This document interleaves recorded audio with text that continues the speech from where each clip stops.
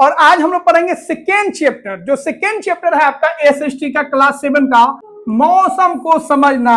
तो इस चैप्टर में हम लोग मौसम के बारे में पढ़ेंगे, वही मौसम जिसपे बहुत सारा गाना बना है। जैसे गाना होता है ना, बहुत सारा गाना आप सुने होंगे, मौसम की तरह बदलना जाना सनम, प्यार होता है दीवाना सनम। तो वही मौसम के बारे में आज हम लोग इस चैप्टर में पढ़ेंगे। तो मौसम क्या होता है, कैसे बदलता है ना, कैसे नहीं बदलता, वो सारा चीज हम लोग पढ़ेंगे।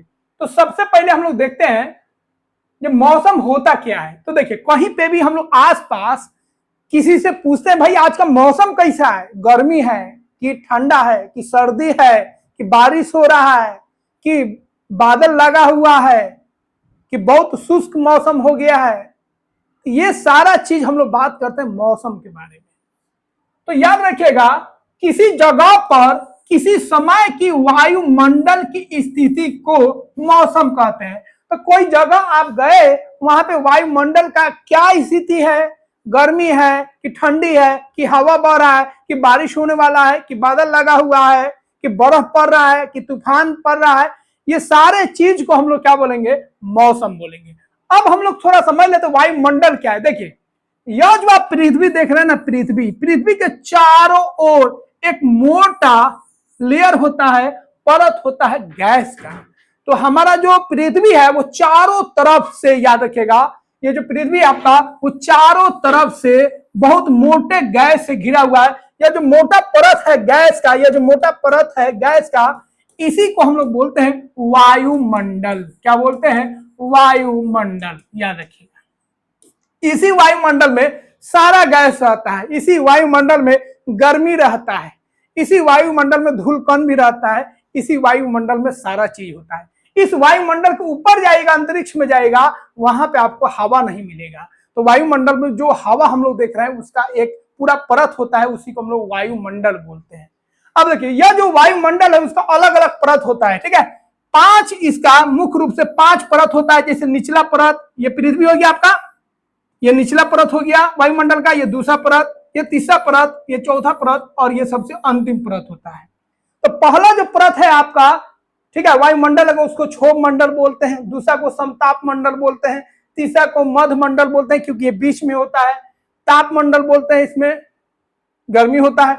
उसके आखिरी जो है वहां पे बाह्य मंडल बोलेंगे, जो सबसे आखिरी होता है। तो हम लोगों का जो जीवन होता है, जो पूरा गैस ओस मौसम जो भी बदलाव आता है, इसी क्षोभ मंडल में होता है।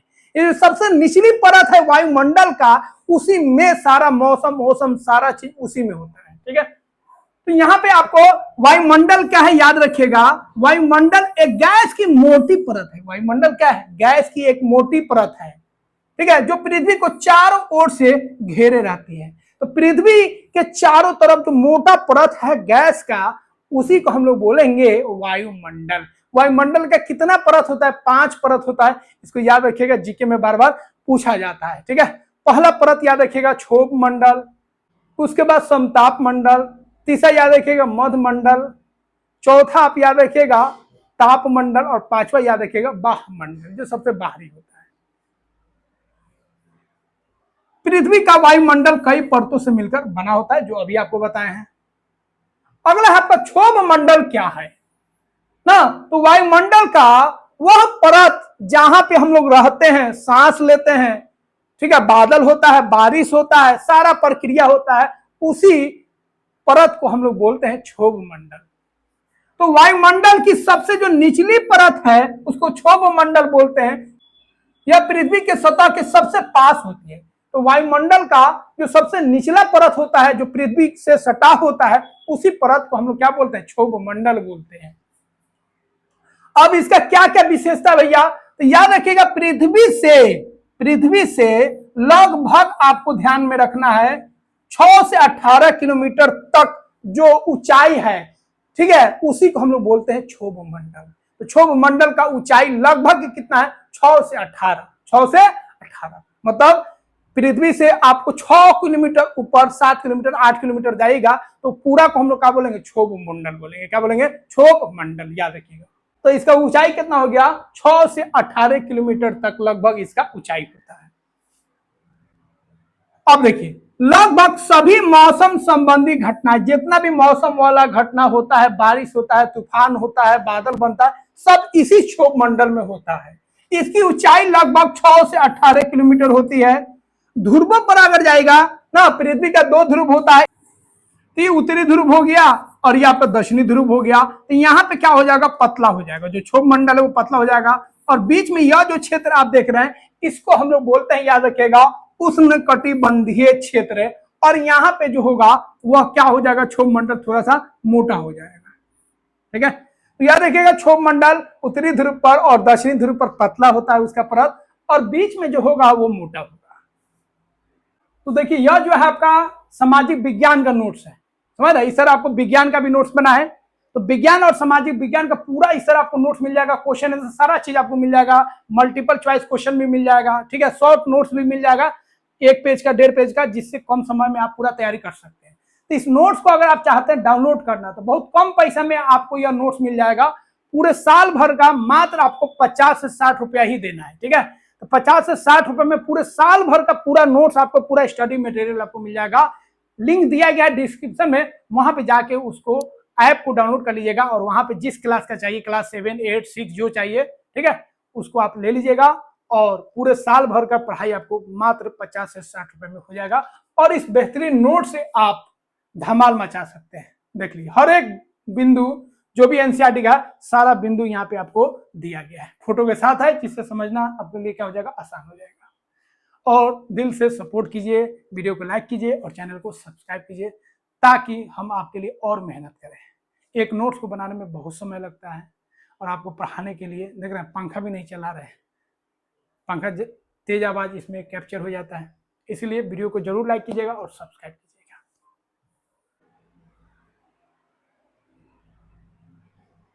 अगला हम बात करेंगे मौसम का वर्णन।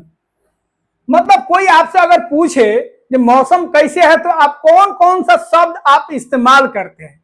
तो मौसम को बताने के लिए, मौसम को समझने के लिए जो जो शब्द का हम लोग प्रयोग करते हैं, उसी को हम लोग बोलेंगे मौसम का वर्णन। तो मौसम का वर्णन हम लोग कैसे करते हैं, तो मौसम को बताने के लिए, समझने के लिए जो शब्द का हम लोग प्रयोग करते हैं, इसी को हम लोग क्या बोलते हैं, मौसम का वर्णन। देखिए, जैसे मौसम गर्म है कि ठंडा है, बारिश हो रहा है कि मेघ घेरा हुआ है। मेघ घेरा हुआ है हम लोग ना बोलते हैं, काला काला बादल आ जाता है तो बोलते हैं भाई मेघ घेर लिया, जल्दी जल्दी गेहूं जल्दी जो हम लोग द्वार द्वार पर पसारे रहते हैं, जल्दी हटाओ भाई। ना, तो जैसे ही बादल को हम लोग देख लेते हैं, काला बादल है ना, हवा तेज हो गया है, काला काला बादल है, तो हम लोग को दिमाग में आ जाता है कि बारिश होगा। और बारिश होने से पहले हम लोग अलर्ट हो जाते हैं, और जो सामान वामान छत पर रहता है, द्वार द्वार पर रहता है, उसको हम लोग जल्दी से घर क्या करते हैं, बोरा में कस वस के, ठीक है, कपड़ा उपड़ा रहता है, सबको हम लोग अपने घर में अंदर ले आते हैं, ताकि वो बारिश से नहीं भीगे। खास तौर पे जब खेती का समय आता है ना, तो बहुत मुश्किल हो जाता है ना, फसल वसल काट के जब हम लोग द्वार वार पर सुखाते हैं, और उस समय जब बारिश वारिश आने वाला रहता है या आ जाता है, तो बहुत दिक्कत हो जाता है, जल्दी जल्दी लपेटना पड़ता है, तिरपाल में बांध उनके बोरा में धो के अंदर रखना पड़ता है। ठीक है, तो आप इस तरह का काम करते हैं कि नहीं, जब बारिश आता है तो तिरपाल उपाल में समेट के अंदर ले आते हैं कि नहीं ले आते हैं, जरूर आप कमेंट बॉक्स में बताइएगा। ठीक है, हम लोग तो बहुत करते हैं। कल इधर बारिश आ रहा था तो हम लोग गेहूं पसारे थे, जल्दी जल्दी जल्दी जल्दी सब बच्चा सबको उसमें लगा दिए, सब हम लोग मिलजुल के बोरा में कस लिए और घर में धा दिए। तो देखिए, यही शब्द से हम लोग मौसम को क्या करते हैं, समझते हैं।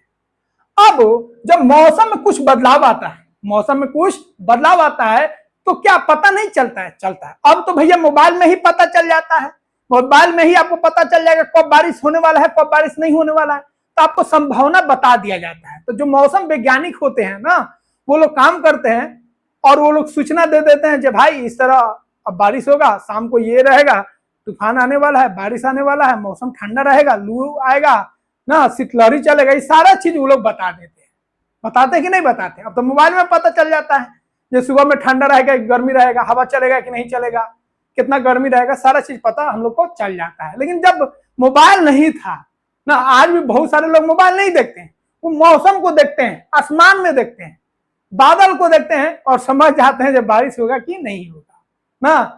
हर बादल को देख के नहीं पता चलता है, वो खास बादल होता है जिसको गांव के लोग खूब अच्छा से देख लेते हैं, समझ जाते हैं हाँ बारिश होगा ना। हवा का रुख देखते हैं, पूर्वैया बह रहा है कि पश्चिम बह रहा है, और उसी के हिसाब से वो लोग काम करते हैं।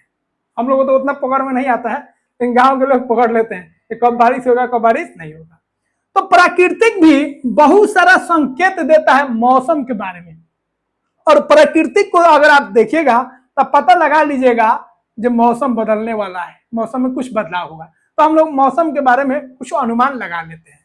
जैसे प्राचीन काल से मनुष्य प्रकृति के संकेत देखकर मौसम का अनुमान लगाते आया है, प्राचीन काल से ही। अब ना मोबाइल का जमाना है, कंप्यूटर का, पहले तो था नहीं, लेकिन पहले से ही प्राकृतिक चीजों को देखकर, आसपास जो घटना हो रहा है उसको देखकर लोग पता कर लेते थे कि मौसम में कुछ बदलाव आने वाला है, मौसम जो है बिगड़ने वाला है।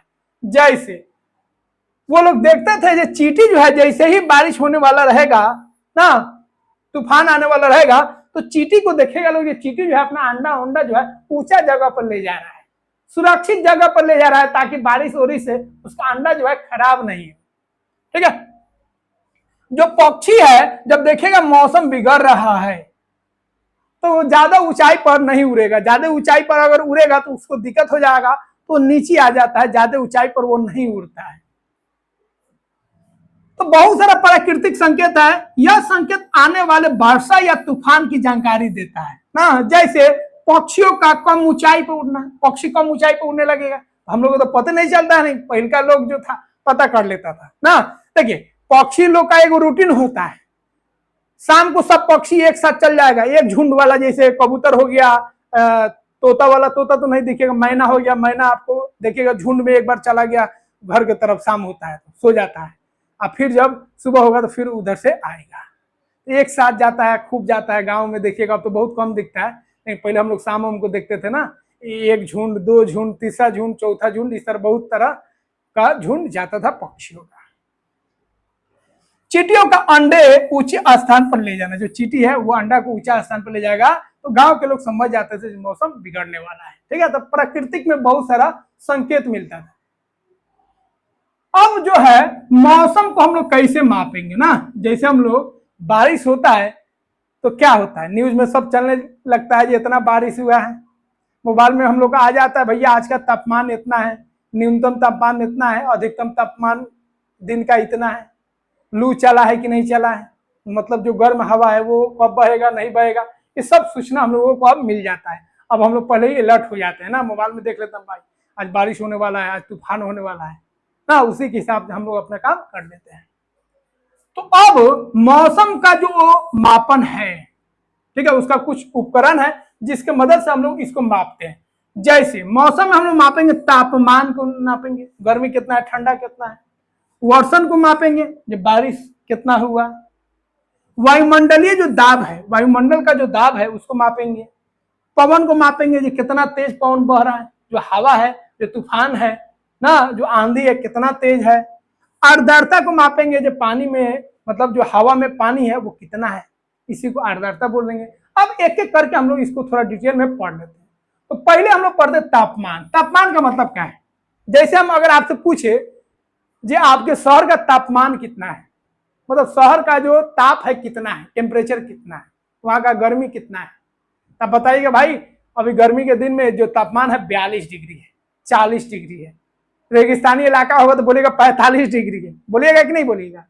थोड़ा ठंडा होगा मौसम, जब हवा चलने लगेगा, बारिश होने लगेगा गर्मी के दिन में, तो टेम्परेचर क्या होता है, डाउन हो जाता है ना। कभी कभी शुरुआत में क्या होता है, गर्मी पड़ने लगता है और इतना बारिश आने लगता है, एकदम मौसम ठंडा हो जाता है, फिर रजाई वजाई सब, कम्बल वम्बल सब निकालना पड़ता है। होता है कि नहीं होता, होता है ना। अभी कुछ दिन पहले इतना बारिश हुआ था, ठंडा हो गया था, जो हम लोग कम्बल वम्बल, जो पतरगी कम्बल है सब निकाल लेता है, तो निकालना पड़ता है। तो कहने का मतलब जब बारिश वारिश हुआ तो मौसम ठंडा हो गया, तो ताप क्या हो गया, कम हो गया। उस समय ताप क्या होगा, 25 पे चल जाएगा, 30 पे चल जाएगा। और खूब गर्मी होगा तो ताप आपका कितना चल जाएगा, 42 चल जाएगा, 45 चल जाएगा। तो तापमान जो है वायुमंडल की गर्मी या ठंडी ना, वायुमंडल कितना गर्म है, वायुमंडल मतलब जो गैस है वो कितना गर्म हुआ, कितना ठंडा हुआ, उसी को हम लोग क्या बोलेंगे, तापमान बोलेंगे। अब तापमान को मापने के लिए हम लोग जो यंत्र का इस्तेमाल करते हैं उसको तापमापी बोलते हैं। क्या बोलते हैं, तापमापी। तो तापमान को हम लोग कैसे मापते हैं? तापमापी से। अब यह जो तापमापी है थर्मामीटर है, इंग्लिश में हम लोग इसको क्या बोलते हैं? थर्मामीटर बोलते हैं। ये बहुत तरह का होता है, इसको ध्यान से देखिए, इसका खूब आप इस्तेमाल किए होंगे। जब भी आप बीमार होते होंगे या कुछ फुंसी उनसी या कुछ हो जाता होगा तो सबसे पहले आपके घर में इससे ताप को मापा जाता है। अब तो ये डिजिटल थर्मामीटर आ गया, पहले इससे होता था शीशा उषा से ना, लेकिन शीशा उषा बहुत खतरनाक होता था, बच्चा तो फोड़ उड़ देता था, हम लोग से फुट उड़ जाता था, सस्ता तो मिलता था नहीं, फुट उड़ जाता था, दिक्कत हो जाता था, हल उल जाएगा। दूसरा इसमें जो होता है मरकरी होता है जो जहरीला होता है, इसलिए अब ये जो है इसको हटा दिया गया, अब नया थर्मामीटर आ गया आपका डिजिटल थर्मामीटर ना। लेकिन कोरोना काल में दिक्कत था, अब ये दोनों जो थर्मामीटर है वो आपको मुंह में या काख में सटाना पड़ेगा, तो इन्फेक्शन लग जाएगा। तो अब कोरोना काल में क्या था, इन्फेक्शन से आपको बचना था, तो अब नया थर्मामीटर आ गया जिसको बोलेंगे इंफ्रारेड थर्मामीटर। मतलब बिना सटाए हुए आपको माथा पर ऐसे एक किरण निकलेगा और पता कर लेगा आपके बॉडी का तापमान कितना है, उसको हम लोग इंफ्रारेड थर्मामीटर बोलते हैं। तो यह जो थर्मामीटर, यह जो दोनों थर्मामीटर देख रहे हैं ना, या जो इंफ्रारेड थर्मामीटर है, इसका इस्तेमाल हम लोग करते हैं, किसमें करते हैं? जो बॉडी का, जो शरीर का तापमान है ना, उसको मापने में करते हैं। डॉक्टर के पास अगर आप जाइएगा तो ये थर्मामीटर जरूर मिलेगा, जाते मात्र आपके कांख में या मुंह में लगा देगा जी आपके बॉडी का तापमान कितना है, लगाता है कि नहीं लगाता है, फिर इसे पता कर लेता है जी आपके बॉडी का तापमान कितना है, 98.6 है तो भैया ठीक ठाक है, मतलब उसके आसपास भी हो जाए, 99 भी हो जाए तो ठीक है। होता है कि नहीं होता है? तो ये दोनों थर्मामीटर को हम लोग बोलते हैं डॉक्टरी थर्मामीटर। तो डॉक्टरी थर्मामीटर से हम लोग शरीर का जो तापमान होता है उसको मापते हैं। अच्छा, जब प्रयोगशाला में जाइएगा, लैब में जाइएगा, तो वहां पे बहुत सारा सामान रहता है, बहुत सारा पदार्थ रहता है, तो उसका तापमान को मापना है, तो उसका तापमान हम लोग ये डॉक्टरी थर्मामीटर से नहीं नाप सकते हैं, क्योंकि इसमें जो टेम्परेचर होता है 37 तक जाता है, 37 डिग्री सेल्सियस तक जाता है, और फ़ारेनहाइट में आपका कितना जाता है? 98.6 तक, मतलब 100 के आसपास रहता है। तो ये छोटा होता है, इसमें हम लोग उसको नहीं माप सकते, काम नहीं करेगा। तो जो प्रयोगशाला में, जो लैब में हम लोग ताप को मापते हैं ना, उसको हम लोग बोलते हैं प्रयोगशाला थर्मामीटर। एक वो ऐसा थर्मामीटर होता है जिसको हम लोग मौसम का तापमान मापते हैं। मौसम केंद्र में वैज्ञानिक लोग इस तापमान का यूज करते हैं, इस थर्मामीटर का यूज करते हैं, इस तापमापी का इस्तेमाल होता है। तो इससे मौसम को मापा जाता है, जब गर्मी कितना है और ठंडी कितना है, इसमें पता चलता है जो अधिकतम तापमान, मतलब 24 घंटा में सबसे अधिक तापमान कितना आया, सबसे कम तापमान कितना आया। ठीक है, ये 3 तरह का थर्मामीटर हम लोग इस्तेमाल करते हैं। तो जवर मापी थर्मामीटर, इसी को हम लोग हिंदी में बोलेंगे जवर मापी, ताप मापी या डॉक्टरी थर्मामीटर बोलते हैं। ठीक है, इससे जो होता है, जो शरीर है उसका तापमान मापा जाता है, जब बुखार आया है कि नहीं आया है। प्रयोगशाला तापमापी जो होता है, प्रयोगशाला में इसका इस्तेमाल होता है। ठीक है, वस्तुओं का, पदार्थों का तापमान को मापने के लिए। कोई विलियन है, पानी है, तो उसके तापमान को मापने के लिए। ठीक है, अब तापमान जो मापते हैं, 2 चीज में मापते हैं, याद रखिएगा, एक सेल्सियस और एक फ़ारेनहाइट। ठीक है, जैसे बॉडी का टेम्परेचर कितना होता है, याद रखिएगा, कितना होता है? 98.6 डिग्री होता है, लेकिन ये फ़ारेनहाइट में होता है। ये इकाई आपका क्या है? फ़ारेनहाइट। लेकिन इसी को सेल्सियस में बात करेंगे ना, तो सेल्सियस में याद रखिएगा 37 डिग्री सेल्सियस होता है। तो बॉडी का जो नॉर्मल टेम्परेचर होता है, समान जो ताप होता है, मतलब बुखार उखार आपको नहीं आया है, इसका मतलब कितना बॉडी का टेम्परेचर रहना चाहिए? 37 से थोड़ा बहुत इधर उधर रहेगा, कोई दिक्कत नहीं है। ये 98.6। अब 100 डिग्री सेल्सियस में बोलेगा तो 100 डिग्री सेल्सियस में पानी जो है उबलने लगता है, पानी जो है पूरा उबलने लगता है, खदकने लगता है, समझे? तो दोनों में फर्क है, फ़ारेनहाइट में इतना और सेल्सियस में इतना बॉडी का तापमान होता है, समान तापमान, मतलब बुखार उखार नहीं लगा है। अब देखिए, जो मौसम वाला तापमान होता है उसको मापते हैं, उसको हम लोग मौसम तापमापी बोलते हैं। इसको क्या बोलते हैं? मौसम तापमापी। क्या बोलते हैं? मौसम तापमापी। इससे हम लोग मौसम को मापते हैं, जो मौसम का तापमान कितना है, कितना ठंडी है, कितना गर्मी है। जैसे आज माप लिए हम लोग को मोबाइल में आता है ना 42 डिग्री ताप है, तो कैसे मापेगा? इसी से मापेगा। ठीक है, अब देखिए, अब मोबाइल में, अब मत बोलेगा मोबाइल में अलग चीज होता है, लेकिन मौसम केंद्र में यही होता है, इसी का छोटा वर्जन रहता है मोबाइल में, उसमें मोबाइल में अलग टेक्नोलॉजी होता है मापने के लिए, तो घबराएगा नहीं। इसको बोलते हैं हम लोग मौसम तापमापी। तो मौसम तापमापी जो है, एक दिन का मापता है अधिक तापमान कितना है, और एक दिन का सबसे कम तापमान कितना है। जैसे पेपर वेपर में हम लोग लेते हैं ना, तो दिया रहता है ना, जो 28 तारीख का, 28 तारीख मतलब 24 घंटा के अंदर सबसे अधिकतम तापमान कितना है और सबसे कम तापमान कितना है। इसका मतलब क्या, देखिए अगर दिन भर तापमान को देखिएगा तो एक तरह का होता है नहीं, सुबह में अलग तापमान रहेगा, 10 बजे अलग, 12 बजे एकदम, 12 बजे 2 बजे एकदम तापमान हाई हो जाएगा, खूब गर्मी रहेगा, फिर शाम को थोड़ा थोड़ा ठंडा हो जाएगा, ठंडा होगा तभी ना हम लोग घर में रहते हैं, ठंडवा में शाम को निकलते हैं, मार्केट वार्केट निकलते हैं कि नहीं, तो शाम को थोड़ा ठंडा हो जाता है, हवा वो बहने लगता है तो और ठंडा हो जाता है। तो ये जो तापमान है वो एक फिक्स नहीं रहता है, बदलते रहता है। तो पूरे 24 घंटा में एक समय आया होगा जिस समय सबसे अधिक तापमान होगा, और एक ऐसा समय आया होगा जिस समय जो तापमान है बहुत कम हो गया होगा। तो जो सबसे कम तापमान होगा 24 घंटा में उसको बोलेंगे न्यूनतम तापमान, और पूरे 24 घंटा में जो सबसे अधिक तापमान आया था उसको हम लोग बोलेंगे अधिकतम तापमान। तो एक दिन का पेपर में या मोबाइल में जरूर आपको लिखा रहेगा अधिकतम तापमान और न्यूनतम तापमान। न्यूज में भी सुनिएगा तो बताएगा भैया अधिकतम तापमान इतना है, न्यूनतम तापमान इतना है।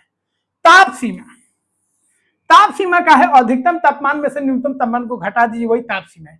मान लीजिए किसी दिन, ठीक है, किसी दिन 28 तारीख को सोमवार को मान लीजिए दिया है अधिकतम तापमान जो है आपका, अधिकतम तापमान जो है आपका वो दिया है आपका मान लीजिए 40 डिग्री, और जो न्यूनतम तापमान है, जो न्यूनतम तापमान है, ठीक है, जो न्यूनतम तापमान है आपका वो आपका दिया है 20 डिग्री।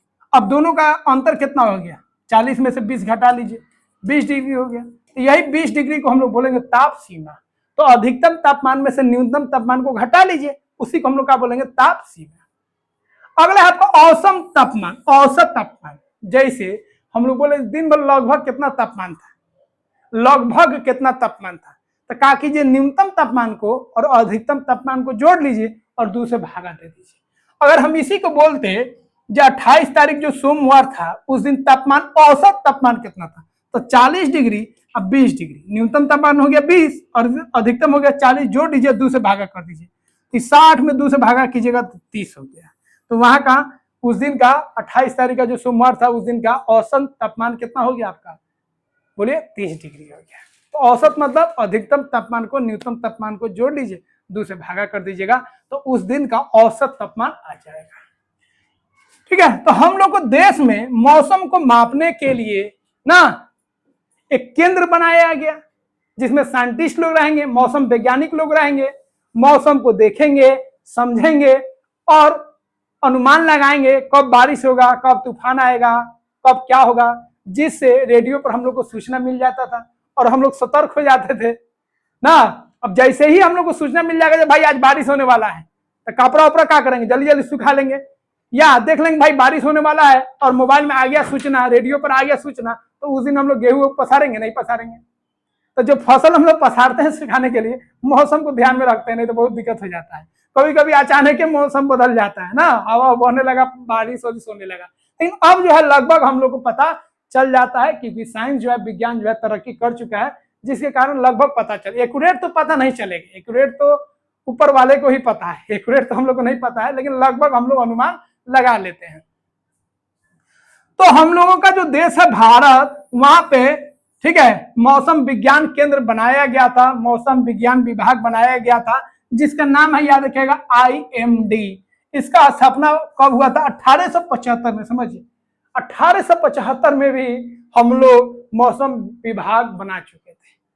ठीक है, तो साइंस में, विज्ञान में हम लोग बहुत आगे हैं और अभी और भी हम लोग आगे जाएंगे। अब हम लोग चांद पे पहुंच गए। चलिए अगला है आपका वर्षण। वर्षण क्या होता है, वर्षण का मतलब हम लोग समझते हैं बारिश, वर्षण का मतलब हम लोग क्या समझते हैं, बारिश। लेकिन केवल बारिश का मतलब हम लोग समझते हैं पानी, क्योंकि हम लोग की तरफ भैया जो बारिश होता है वो केवल पानी होता है, कभी कभी बर्फ होता है ना। तो वर्षण का अलग अलग रूप होता है, जो ऊपर से आसमान से जो बारिश आ रहा है, जो वर्षा आ रहा है, उसका अलग अलग रूप होता है।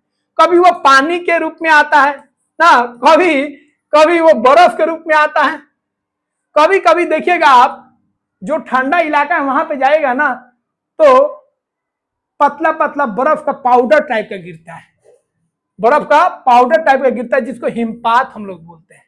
हिमपात क्या बोलते हैं, हिमपात। इंग्लिश में इसी को स्नो बोलते हैं, स्नो पाउडर। ठीक है, तो ये पानी आपका पानी के रूप में गिरा, बर्फ के रूप में गिरा, बर्फ को ही हम लोग ओला बोलते हैं। हिमपात के रूप में गिर रहा है, जिसको हम लोग क्या बोलते हैं, स्नो बोलते हैं ना। मूवी में देखिएगा या घूमने जाइएगा तो देखिएगा ऊपर से एकदम फुहारा की तरह पूरा बर्फ गिरता है, पूरा रोड भर देता है। ठीक है, तो उस बारिश को हम लोग क्या बोलते हैं, हिमपात बोलते हैं। तो समझ गए, जो बारिश होता है उसका अलग अलग रूप होता है। अब देखिए, आकाश से पृथ्वी पर गिरने वाले जल के सभी रूपों को वर्षण कहते हैं। अलग अलग रूप हो सकता है, बता दिया आपको। पानी के रूप में आ सकता है, जिसको वर्षा बोलेंगे। ठीक है, बर्फ का छोटा छोटा टुकड़ा के रूप में आ सकता है, जिसको हिमपात बोलेंगे। और बर्फ का बड़ा बड़ा टुकड़ा के रूप में आ सकता है, जिसको ओला बोलते हैं। अब जैसे हम लोग बोलते हैं ना न्यूज में, समझते नहीं है। जैसे बोलता है कि यहाँ पे 10 सेंटीमीटर बारिश हुआ है, 20 सेंटीमीटर बारिश हुआ है। सेंटीमीटर में नहीं बोलता, एमएम में बोलता है।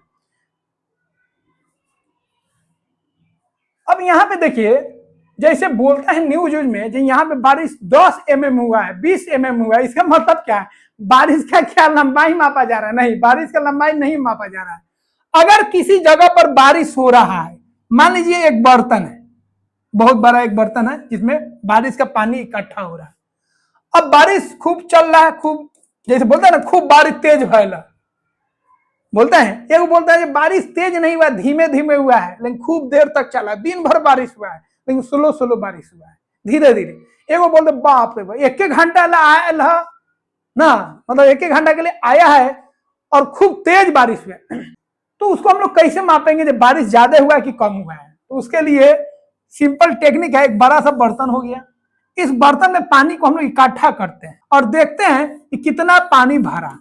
अगर यह 10 mm ऊंचाई हो गया तो हम बोलेंगे बारिश जो हुआ है 10 mm हुआ है। अगर 20 mm हो गया तो हम बोलेंगे जो बारिश हुआ वो 20 mm बोला है। तो बारिश से जो पानी इकट्ठा हुआ, कितना ऊंचाई उसका है, उसी को हम लोग बोलते हैं कि कितना बारिश हुआ है। तो यदि किसी स्थान पर 30 mm वर्षा हुई है, तो इसका अर्थ है कि वहां वर्षा जो हुआ है आपका 30 मिलीमीटर ऊंचाई तक एकत्र हुआ है। जमा पानी कितना हुआ, 30। अगर बोलता है 20 mm बारिश हुआ है, इसका मतलब वहां पे जो पानी जमा हुआ है उसका ऊंचाई कितना है, 20 mm है। अगर 30 mm बारिश हुआ है, इसका मतलब वहां का पानी जो जमा हुआ है उसका ऊंचाई कितना है, 30 mm। तो जितना पानी का ऊंचाई होगा उतना ही बोला जाएगा बारिश हुआ है। ठीक है, इन्हें बारिश को मापा जा रहा है। वर्षा की मात्रा मापने के लिए जो यंत्र का हम लोग इस्तेमाल करते हैं उसको हम लोग वर्षा मापी बोलते हैं, याद रखिएगा। तो वर्षा को हम लोग किससे मापते हैं, वर्षा मापी से। तापमान को हम लोग किससे मापते हैं, ताप मापी से, जिसको हम लोग थर्मोमीटर बोलते हैं। वर्षा मापी को इंग्लिश में हम लोग रेन गैज बोलते हैं, रेन गैज बोलते हैं। इसका प्रयोग करके हम लोग बारिश को मापते हैं। ठीक है, अगला है वायुमंडलीय दाब। ये वायुमंडलीय दाब क्या होता है? देखिए, वायुमंडल तो हम लोग समझ गए, ये पृथ्वी हो गया। अब पूरा पृथ्वी के चारों तरफ, पृथ्वी के चारों तरफ, इसी को समझिए, ये पृथ्वी के चारों तरफ, यह जो गैस आपका, ये जो वायुमंडल पूरा चारों तरफ है, समझने के लिए हम ऐसा बना दिए, ये जो वायुमंडल है। अब ये वायुमंडल में क्या है भैया, गैस है। और गैस क्या करता है, बल लगाता है। गैस क्या करता है, बल लगाता है, तभी तो तूफान आता है, घर के घर जो है उड़ जाता है। तो यह जो वायुमंडल है, जिसमें बहुत सारा गैस है, ऑक्सीजन है, कार्बन डाइऑक्साइड है, नाइट्रोजन है, सब गैस इसमें भरा हुआ है और ये बहुत भारी है। ये भी तो पृथ्वी पर बल लगाएगा, मतलब दाब लगाएगा। बल मतलब याद रखिएगा, दाब। तो यह जो वायुमंडल पृथ्वी पर जो बल लगा रहा है, मतलब दाब लगा रहा है, इसी दाब को हम लोग बोलेंगे वायुमंडलीय दाब। तो वायुमंडल के गैसों को द्वारा पृथ्वी के सतह पर जो दाब लग रहा है, उसी को हम लोग बोलेंगे वायुमंडलीय दाब। जहां पे दाब आ जाए समझ जाइए वो बल लगा रहा है, उसको दाब रहा है। जैसे हम यहाँ पे दाब रहे हैं तो बल न लगा रहा है, इस बल को हम लोग क्या बोलेंगे, दाब बोलेंगे। तो वायुमंडलीय वायु जो पृथ्वी पर दबाव डालता है, दाब लगाता है, उसी को हम लोग बोलेंगे वायुमंडलीय दाब। या इसी को आसान भाषा में आप बोल सकते हैं वायुमंडल के गैसों के द्वारा। ठीक है, वायुमंडलीय गैसों के द्वारा जो पृथ्वी के सतह पर दाब लगाया जाता है, उसे हम बोलते हैं वायुमंडलीय दाब। ये वायुमंडलीय दाब जो होता है बहुत ही खतरनाक होता है। इतना ये खतरनाक होता है, इतना खतरनाक होता है, अगर आप किसी सतह से अगर गैस को खींच लेते हैं तो आप उसको खींच नहीं पाइएगा। जैसे आजकल खिलौना उलाना में जो रबर वाला रहता है, उसको पिचका देते हैं, पिचका दीजिए, ऐसे धर दीजिए, छोड़ दीजिए, लटका रहेगा। उसके अंदर से पूरा गैस निकाल लीजिएगा ना तो कितना वो खींचे वो निकलेगा नहीं, क्योंकि उसके ऊपर वायुमंडलीय दाब पड़ रहा है। एक साइंटिस्ट, एक वैज्ञानिक एक प्रयोग किया था, एक बड़ा सा बॉल बनाया, आधा आधा काट दिया, लोहा का बॉल, और उसको जोड़ दिया और अंदर से हवा खींच लिया। दो बड़ा बड़ा बॉल था लोहा का, दोनों को साट दिया, मतलब आधा आधा बॉल बना दिया, गोला बना दिया, आधा बॉल इधर आधा बॉल इधर, ऐसे। अब बीच में से हवा निकाल दिया, इधर 8 गो घोड़ा लगा दिया, इधर 8 गो घोड़ा लगा दिया, 8 गो घोड़ा लगा दिया नु, तब वो जाके वो आधा आधा नहीं खींच पाया। समझ जाइए वायुमंडलीय दाब कितना खतरनाक होता है। तो वायुमंडलीय दाब जो होता है ना बहुत खतरनाक होता है, लेकिन हम लोग पर फर्क नहीं पड़ता है, काहे कि उससे ज्यादा जो दाब है हमारे शरीर में होता है। हमारे शरीर में भी तो गैस है, हमारे शरीर में भी तो द्रव है, वो भी एक दाब रखता है जो इससे ज्यादा होता है, इसीलिए हम लोग को दिक्कत नहीं होता है। तो देखिए यह जो वायुमंडलीय दाब है, याद रखिएगा, जहां पे हवा ज्यादा होगा, हवा ज्यादा होगा तो वायुमंडलीय दाब वहां पे ज्यादा होगा। हवा कम होगा, याद रखिएगा, तो वायुमंडलीय दाब जो है कम हो जाएगा। तो क्लियर हो गया, वायुमंडलीय दाब कहां पे ज्यादा होगा, जहां पे हवा ज्यादा है, और जहां पे हवा कम होगा वायुमंडलीय दाब वहां पे क्या हो जाएगा, कम हो जाएगा। ध्यान रखिएगा, काहे कि वहां पे हवा ज्यादा नहीं है तो बल कम हो जाएगा। अब जो हवा बहता है, याद रखिएगा, कहां से कहां बहता है, ज्यादा हवा होगा, कम हवा होगा तो ज्यादा से कम की ओर हवा बहेगा, और जहां पे ज्यादा हवा है वहां पे उच्च दाब होगा, वायुमंडलीय दाब ज्यादा होगा, और जहां पे कम हवा है वहां पे जो दाब होगा कम होगा, वायुमंडलीय दाब वहां पे कम होगा। तो हवा जब भी बहेगा उच्च दाब से कम दाब की ओर बहेगा, मतलब हवा ज्यादा से कम की ओर बहता है। अब याद रखिए, जैसे जैसे आप ऊंचाई पे जाइएगा, वायुमंडलीय में अलग अलग परत है, सबसे उछला परत में आप जाइएगा ना, मतलब जैसे जैसे आप ऊपर की ओर जा रहे हैं, मान लीजिए 6वें मंडल में आप हैं, और जैसे ही ऊंचाई पे जाएगा, पहाड़ पे जाएगा या बड़ा बिल्डिंग पे जाएगा, तो वहां पे क्या होता है ना, वायु जो होता है कम हो जाता है, और वहां पे वायु दाब क्या हो जाएगा, कम हो जाएगा। तो वायुमंडलीय दाब याद रखिएगा ऊपर जाने पर कम हो जाता है, ठीक है। तो ऊंचाई बढ़ने पर वायु दाब जो होता है कम हो जाता है, याद रखिएगा, बहुत महत्वपूर्ण है। इसीलिए लोग जब पहाड़ वार पर जाता है ना तो वायु दाब कम हो जाता है, इसीलिए ऑक्सीजन सिलेंडर लेके जाता है, क्योंकि वायु दाब जैसे ही कम होगा आप ऑक्सीजन नहीं ले पाइएगा, ब्लड में ऑक्सीजन घुलेगा ही नहीं, ठीक है। इसीलिए उसको हम लोग ऊंचाई पर जाते हैं तो ऑक्सीजन सिलेंडर को लेके जाते हैं। दाब कम होने से शरीर का ऑक्सीजन कम मिलता है, दाब कम होगा तो ऑक्सीजन कम मिलेगा, जिससे मृत्यु भी हो सकता है, अपंग भी हो सकता है। लेकिन समुद्र तट के पास जाइएगा तो समुद्र तट के पास बहुत ज्यादा हवा रहता है, तो वहां पे जो वायु दाब होगा बहुत अधिक होता है। तो याद रखिएगा, समुद्र तट के पास, समुद्र का जो किनारा है वहां पे वायु दाब ज्यादा होगा क्योंकि ज्यादा हवा है, और जो ऊंचाई पर आप बढ़िएगा तो वहां पे हवा कम है तो वायु दाब क्या हो जाएगा, कम हो जाएगा। इसलिए ऊंचाई पर जाने पर सांस फूलने लगेगा, क्योंकि आप ऑक्सीजन नहीं ले पाइएगा, चक्कर आने लगेगा, दिमाग काम नहीं करेगा, थकावट होने लगेगा। कहा है कि ऊर्जा जो मिलता है किससे मिलता है, ऑक्सीजन से ही मिलता है। ऑक्सीजन से ही हम लोग के शरीर में ग्लूकोज टूटता है, शोषण होता है, ऊर्जा मिलता है। तो जब ऑक्सीजन नहीं मिलेगा तो शोषण कर पाएगा, नहीं कर पाएगा।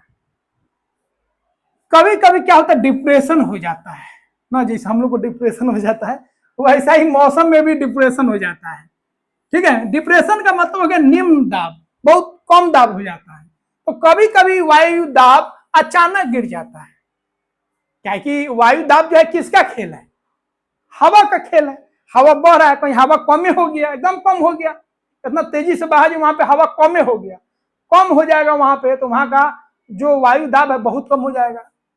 तो कभी कभी वायु दाब जो अचानक गिर जाता है, और इसको हम लोग बोलते हैं डिप्रेशन, या इसी को बोलते हैं निम्न दाब यंत्र। क्या बोलते हैं, निम्न दाब यंत्र। यह तूफान या चक्रवात का रूप ले लेता है ना, इसलिए ऐसा जब होगा, निम्न दाब जब आ जाएगा कहीं पे तो वहां पे देखिएगा तूफान आ जाएगा, चक्रवात आ जाएगा। ये ज्यादातर देखिएगा समुद्री इलाका में ज्यादा होता है, तो समुद्र के आसपास जो होता है वहां पे ज्यादा आपको तूफान मिलेगा, ज्यादा चक्रवात मिलेगा, क्योंकि वहां पे हवा जो होता है बहते रहता है, हवा भी खूब बनता है वहां पे, खूब आता है जाता है, इसकी वजह से वहां पे ज्यादा तूफान आता है। वायु दाब को हम लोग कैसे मापेंगे, याद रखिएगा, ताप को हम लोग मापे थे थर्मामीटर से, ताप मापी से, उसी तरह हम लोग वायु दाब जो होता है उसको हम लोग मापते हैं बैरोमीटर से। किससे? बैरोमीटर से। ठीक है। अब यह जो वायु दाब है इसका जो इकाई है याद रखिएगा वह होता है आपका बार। क्या होता है? बार। लेकिन इसका जो है छोटा छोटा यूनिट हम लोग मापते हैं जिसको मिली बार बोलते हैं। इसको हम लोग वायु दाब को हम लोग मापते हैं मिली बार में। किसमें? मिली बार में। ठीक है, मिली बार याद रखिएगा। बार इसका इकाई है और इसे छोटा इकाई क्या होगा? मिली बार। मतलब एक बार में आपका कितना हो जाएगा? कि लगभग आपका मिली बार हो जाएगा। ठीक है, MV। तो समुद्र तल पर जो समान वायु दाब होता है वह एक और यूनिट होता है याद रखिएगा, एटमोस्फेयर, जिसको ATM बोलते हैं। तो समुद्र तल पर जो वायु दाब होता है वह 1 ATM होता है। और मिली बार में अगर हम बात करेंगे तो कितना होगा? 213 मिली बार। तो बार भी इकाई होता है वायु दाब का और ATM भी इकाई होता है वायु दाब का। पास्कल भी होता है, बहुत सारा उसका इकाई है। पास्कल का भी इस्तेमाल होता है, बार का भी इस्तेमाल होता है और ATM का भी इस्तेमाल होता है। पैसा निकालने वाला ATM मत समझिएगा। ठीक है, इसको हम लोग एटमोस्फेयर बोलते हैं। 1000 MB से अगर कम वायु दाब है, मतलब 1000 मिली बार से अगर वायु दाब कम हो गया तो इसका मतलब वहां पे जो दाब है बहुत ही निम्न है, तो उसको निम्न दाब हम लोग बोलेंगे। अगर 1000 मिली बार से कम वायु दाब हो गया तो इसको ध्यान रखिएगा।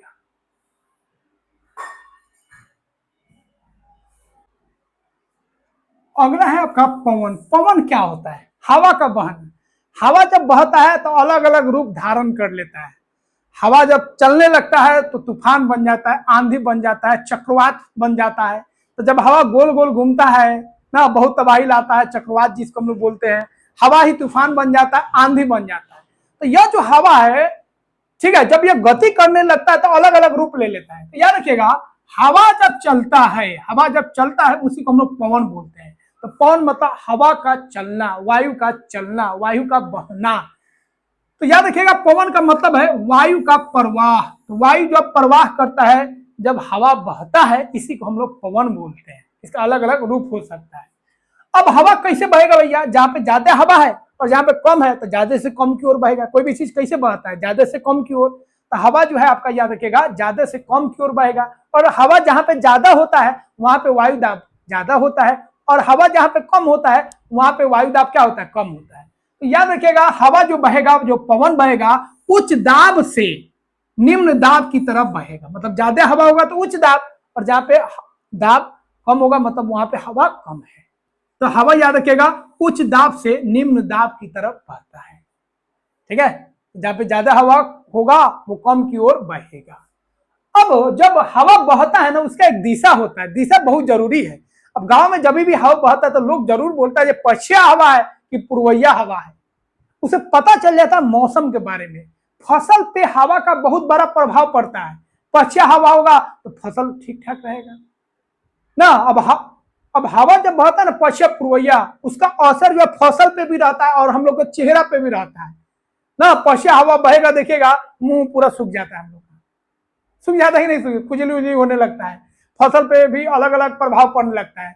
तो जब पूर्वइया और पश्चिम हवा बहता है तो उसका प्रभाव जो है पेड़ पौधा पर, जो आपका फसल है उस पर, और हम लोग के चेहरा ओरा पर, शरीर पर भी अलग अलग असर दिखाता है।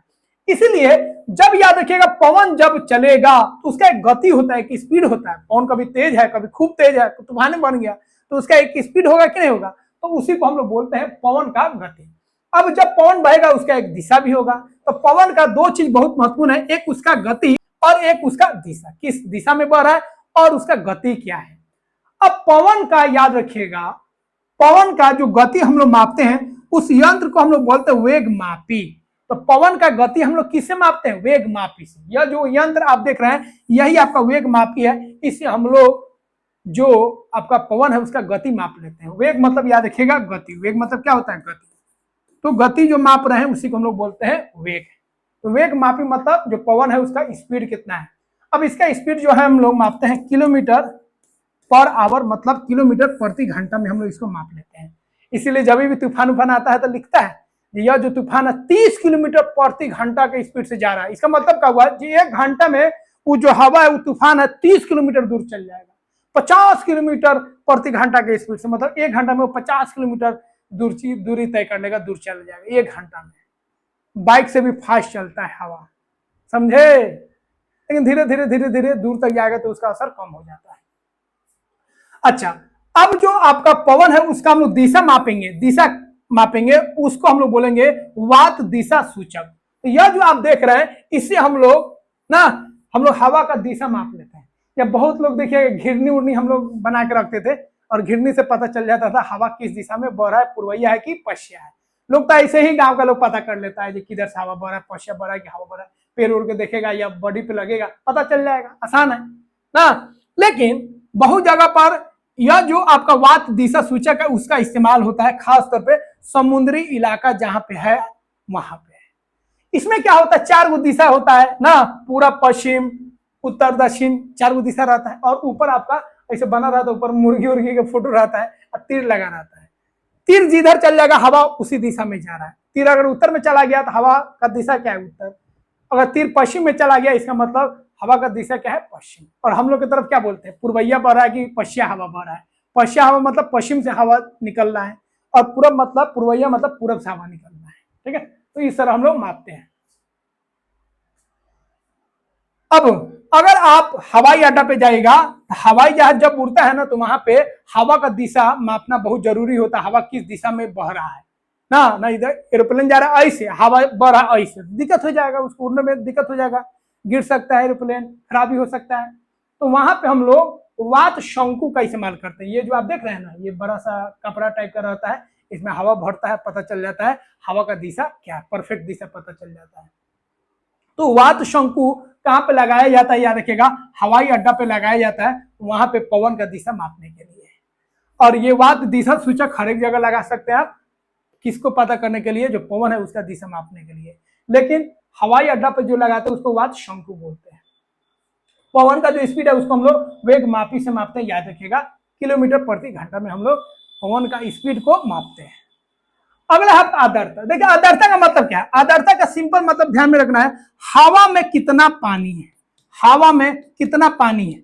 और पानी का जो रूप होता है उसको हम लोग क्या बोलते हैं, जल वाष्प। जल वाष्प जिसको हम लोग भाप बोलते हैं। तो पानी को जब हम लोग किचन उचन में गर्म करते हैं भाप बनता है कि नहीं बनता है, और वो भाप बन के उड़ जाता है। अगर ढक दीजिएगा तो फिर रह जाएगा उसी में, छोड़ दीजिएगा खुला तो भाप बनता है कि नहीं, उसी को हम बोलते हैं जल वाष्प। अब पानी आप गड्ढा में देखिए सूख जाता है, वो पानी उड़ गया, तो ये पानी जो उड़ रहा है, जो भाप बन जा रहा है, जो जल वाष्प बन जा रहा है, इसी को हम लोग जल वाष्प बोलेंगे। ठीक है, तो ये सब कहाँ चला गया, हवा में चला गया। तो यहाँ पे जो हवा है उसके अंदर पानी है जिसको हम लोग बोलते हैं, जो हवा में नमी है। बरसात के दिनों में आप बात कीजिएगा हवा में नमी बढ़ गया, तो नमी का मतलब होता है आर्द्रता, याद रखिएगा। तो आर्द्रता का मतलब हो गया हवा में कितना जल वाष्प है, या इसी को आप बोलेंगे अपने भाषा में हम लोग क्या बोलेंगे, हवा में कितना नमी है, हवा में कितना नमी है। तो नमी ज्यादा होगा हवा में, मतलब पानी ज्यादा है, जल वाष्प ज्यादा है। अब यह जो हवा में पानी है, जो आर्द्रता है, उसको तापमान प्रभावित करेगा, पवन प्रभावित करेगा, वायु दाब प्रभावित करेगा, और किस जगह पर है, बर्फीला इलाका है कि मैदानी है कि रेगिस्तानी इलाका, ये सब तय करेगा कि जल वाष्प कितना होगा। बरसात के दिन में देखिएगा हवा में ज्यादा जल वाष्प होता है, और गर्मी में देखिएगा तो जल वाष्प कम हो जाता है। तो जल वाष्प जब हवा में ज्यादा रहेगा, ठीक है, तो कपड़ा जल्दी नहीं सूखेगा। बरसात के दिन में कपड़ा जल्दी नहीं सूखता है, क्योंकि जल जो है आपका मतलब हवा में जल वाष्प पहले ही से जाते हैं, तो और जल वाष्प लेना नहीं चाहेगा, इसलिए कपड़ा जल्दी नहीं सूखेगा, पसीना जल्दी नहीं सूखेगा।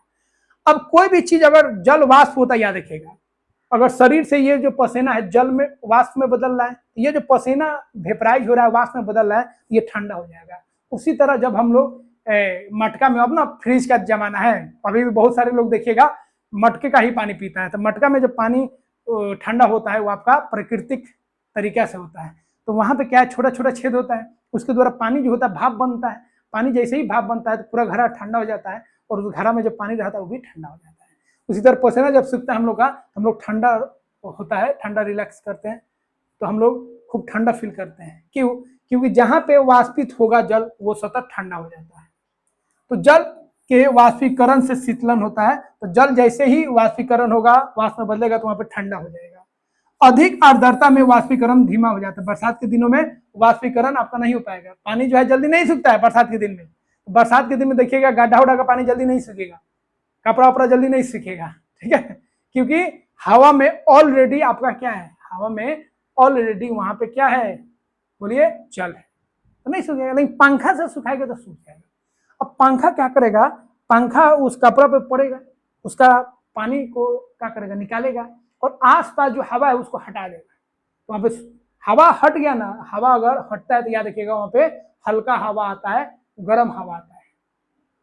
भारी हवा क्या होता है, नीचे चल जाता है और गर्म हवा ऊपर उठता है।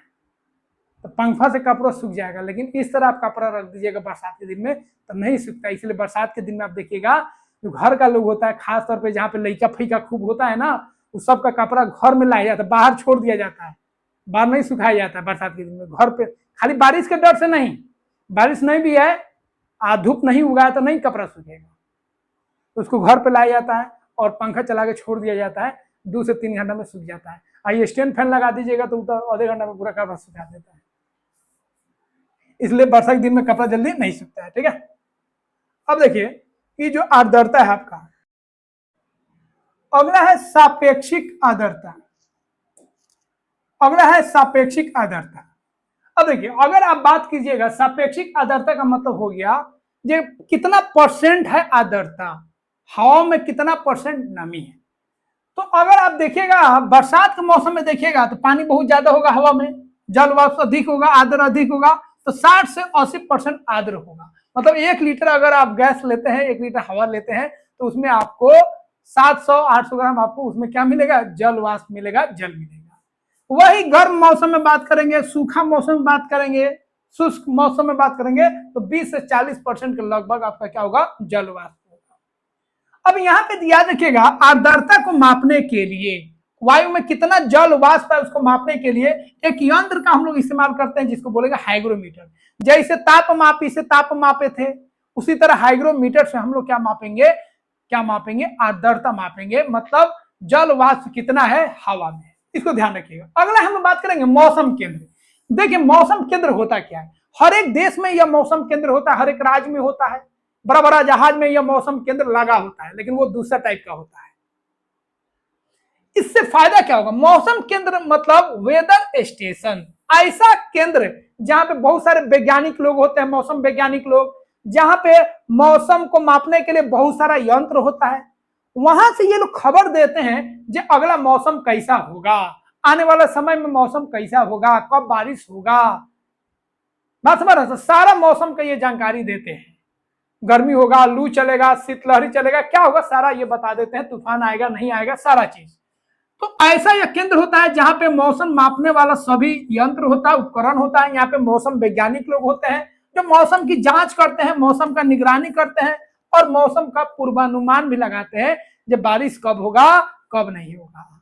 ठीक है, तो ये सारा जानकारी ये लोग देते हैं। ये लोग कैसे काम करते हैं, बहुत सालों से इनके पास, ठीक है, मौसम के बारे में सारा जानकारी ये लोग इकट्ठा करके रखता है ना। हर साल का मौसम का इनके पास जानकारी है, तो उसको पढ़कर उसको समझकर ये लोग भविष्यवाणी करते हैं कि आज का मौसम कैसा रहेगा, कल का मौसम कैसा रहेगा। क्योंकि पहला साल में देखिएगा लोग किस तरह का था, किस तरह बदलाव आ रहा है, तो उसके अनुसार ये लोग क्या करते हैं, भविष्यवाणी करते हैं, पूर्वानुमान लगाते हैं। बहुत जगह पर आप देखिएगा स्वचालित मौसम केंद्र बनाया जाता है। जैसे जहाज पे बात करेंगे भैया, तो जहाज पे अब पूरा मौसम केंद्र नहीं बनेगा, उतना वैज्ञानिक लोग तो वहां पे नहीं रहेगा, तो वहां पे ऑटोमेटिक वाला लगा देते हैं। कंप्यूटर से जुड़ा रहेगा, उपकरण से जुड़ा रहेगा और ये ऑटोमेटिक बता देगा जो मौसम कैसा रहेगा। काहे कि समुद्री इलाका में कब तूफान कब आ जाए पता ही नहीं रहता है, तो यह जो ऑटोमेटिक आपका मशीन है, स्वचालित मौसम केंद्र जो है, इससे पता चल जाएगा। इसमें आदमी नहीं रहता है, ये ऑटोमेटिक काम करता है। इसमें बहुत सारा सेंसर होता है, सेंसरों से युक्त ऐसे प्रणाली जो बिना मानवीय हस्तक्षेप के मौसम का डेटा मापती है और रिकॉर्ड करती है ना। तो ऐसा सिस्टम जो सेंसर लगा होता है, मौसम का सारा जानकारी ये दे देता है, मौसम कैसा रहेगा कैसा नहीं रहेगा, ऑटोमेटिक, इसमें कोई मानव नहीं रहता है, तो उसको हम लोग क्या बोलेंगे, स्वचालित मौसम केंद्र। ये जहाज पर लगाया जाता है या ऐसा जगह पर लगाया जाता है जहां पे मौसम केंद्र बनाना संभव नहीं है, बहुत ऊंचाई जहां पे है। ठीक है, यह जो है तापमान को मापता है ना, कितना तापमान है, आर्द्रता मापता है, हवा में नमी कितना है, पवन का गति मापता है, जो पवन किस गति से जा रहा है, वर्षा को मापता है, वर्षा होने वाला है कि नहीं होने वाला है, वायु दाब को मापता है, ये सारा जानकारी ये दे देता है स्वचालित मौसम केंद्र। अब यहाँ पे याद रखिएगा 2023 में एनडीएमए ने सिक्किम में हिम झील पर 4800 मीटर ऊंचा पर स्वचालित मौसम केंद्र बनाया। उतना ऊंचा पर साइंटिस्ट लोग थोड़ा रहेगा। तो एक ऐसा मशीनें लगा दिए जो स्वचालित मौसम केंद्र है, जो ऑटोमेटिक सारा मौसम का जानकारी हम लोगों को दे देगा। तो कहाँ पे लगा है? सिक्किम में। कौन झील पर? याद रखिएगा, हिम झील पर। कितना ऊंचाई पर? 48 मीटर, लगभग 5000 ऊंचाई पर लगाया गया है। अगला है मौसम का पूर्वानुमान। देखिए मौसम का पूर्वानुमान, तो मौसम का पूर्वानुमान अब तो भैया सब चीज पता चल जा रहा है मोबाइल पे ना, पूरा मौसम केंद्र से ही जानकारी आ जा रहा है। तो मौसम केंद्र में बहुत सारे वैज्ञानिक लोग हैं जो पहले बता देते हैं आज का मौसम कैसे होगा, बारिश होगा नहीं होगा। लेकिन पहले भी हम लोग जानकारी हो जाता था, लोग देख लेते, बादल उदल देख लेते थे, हाँ, तब वो लोग पता चल जाता था बारिश होगा कि नहीं होगा। हवा का रुख देख लेते थे, कौन सा हवा है, पछुआ है कि आपका पूर्वैया हवा है, उसे पता चल जाता था। तो मौसम वैज्ञानिक लोग जो है, मौसम से जुड़ा बहुत सारा ये लोग ना आंकड़ा जुटाता है, उनका अध्ययन करता है, और अध्ययन के आधार पर यह अनुमान लगाता है कि बारिश होगा कि नहीं होगा। कई बहुत दिनों का, बहुत सालों का उनके पास जानकारी होता है मौसम का। ठीक है, तो मौसम के वैज्ञानिक क्या करते हैं? आंकड़े जमा करते हैं, उनका अध्ययन करते हैं, और आने वाला जो मौसम है उसके बारे में अनुमान लगाते हैं। जैसे बाढ़ हो गया, बाढ़ के बारे में पहले सूचना आ जाता है, चक्रवात के बारे में पहले सूचना आ जाता है, सुखाड़ होगा उसका पहले सूचना आ जाता है, जी इस बार बहुत सूखा पड़ेगा, इस बार बहुत बारिश होगा। उससे क्या होता है? जान माल का हानि नहीं होता है। मछुआरे लोग जो होते हैं उनको खबर मिल जाता है कि तूफान आने वाला है, तो वो समुद्री इलाका से बाहर आ जाते हैं, सेफ जगह, सुरक्षित जगह चले जाते हैं, इससे जान माल का हानि नहीं होता है। लेकिन यही अगर मौसम केंद्र नहीं रहता तो हम लोग को जानकारी नहीं रहता कब बारिश होने वाला, कब बारिश नहीं होने वाला है। क्योंकि गांव में भैया जब फसल का दिन होता है तो क्या कर, सब लोग फसल को सुखाता है, द्वार पर, छत पर सुखाता है। अब जैसे ही हम लोग को सूचना आ जाता है बारिश होने वाला है, या ऐसे ही मौसम मोबाइल में, क्या तो गांव का लोग हम लोग ऐसे ही देख लेते हैं, यहाँ काला बादल आ रहा है ना, हवा बह रहा है, बारिश होगा, तो जल्दी जल्दी हम लोग क्या करते हैं, समेट उमेट को बांध उठ के जल्दी जल्दी हम लोग रख लेते हैं। ठीक है, ठीक है, भीग जाता है तो बहुत प्रॉब्लम बढ़ जाता है, फसल पूरा नुकसान हो जाता है। तो तूफान आ रहा है ना, इस सब का चेतावनी यह दे देता है।